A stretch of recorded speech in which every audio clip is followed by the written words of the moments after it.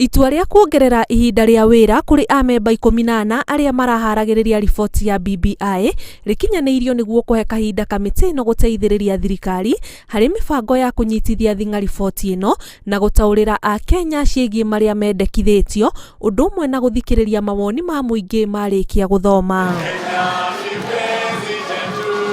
Itua riri rigitumura uregani kuma kuri atongoria wa Kanitha wa ACK kuhitukira Muthikabu Jackson Ole Sapit. I urge the President to reconsider his decision to extend the term of the BBI team.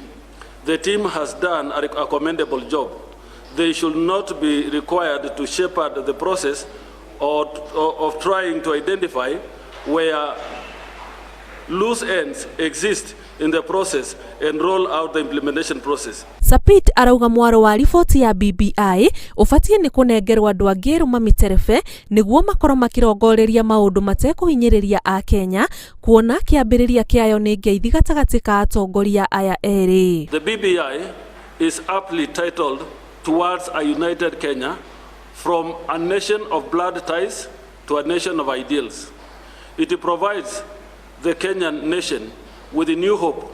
It is an opportunity for honest national discussions and conversation on what is ailing our beloved nation, and also on what needs to be done for our nation to prosper.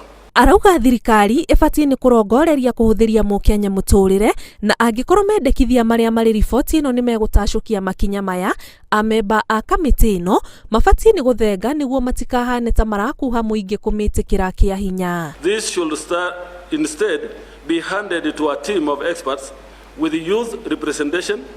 We also urge that the inclusion of those who have felt left out in the previous BBI process be included. Kampeni cia kunyitithia thinga ndereti ino itanyitwo kwambiriria mweri ukite, amemba a kamiti ino magitanywo gukorwo muraini-ini wa mbere kumitambia kuri akenya.